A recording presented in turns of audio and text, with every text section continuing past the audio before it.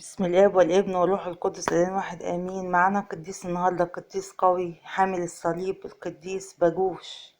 ولد القديس ده في بلدة من وجه بحري، وكان فلاح غني بيملك حقول كبيرة وكتيرة كمان. وهو اتوصف بحبه كتير للفقراء، وكان محدش بيجيله ويرده زعلان ابدا. كل اللي عايز بيديله بكل امانة وكل محبة. ولما ربنا شاف قلبه المتسع بالخير والعطاء، وشاف ان هو عنده حب الاستشهاد من اجله، وفي عصر الامبراطور دقلديانوس ظهر له الملاك ميخائيل وقال له ان يشهد للمسيح ويوزع كل ممتلكاته على الفقراء. وذهب للمجمع القضاء واعترف باسم المسيح جهارا قدام الكل.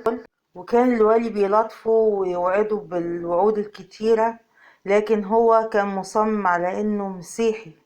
وكان الوالي ده اليانوس من صعيد مصر، وقال له هات وانا كفيل نخليه يعترف بالايمان بتاعنا ومش بتاعهم. وخده فعلا ووداه السجن، لكن امه جريت بسرعة وراحت تعترف باسم المسيح قدام الوالي، فما كان منه ان خدها وحطها معاه في السجن.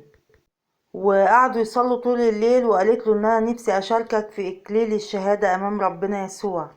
وفي الصبح استدعاهم هو وامه يكلمهم، لكن لقيت امه على طول بتشجعه بالايمان وتقويه. فما كان من الملك دوت انه خدها وقطع راسها قدامه، فنالت اكليل الشهادة في الحال. اما اليانوس ده خد القديس باجوش معاه يعذبه في البلدة بتاعته. وهناك استدعى راجل أعمى قعد يشتم ويجدف على اسم المسيح، فالقديس لعنه وفي الحال الأرض اتفتحت وبلعت الراجل المجدف ده، فآمن بيه ناس كتير. والملك قام بتعذيبه وعصره على الهمبازين، لكن الملاك ميخائيل جه وشفاه في الحال. ولما الناس شافت الملك ميخائيل بيشفيه آمنوا كتير. والملك خاف على منصبه من إيمان الكثيرين بسبب إيمانه بربنا يسوع، فأمر بقطع رأسه في الحال. وكان ده في قرية طمة.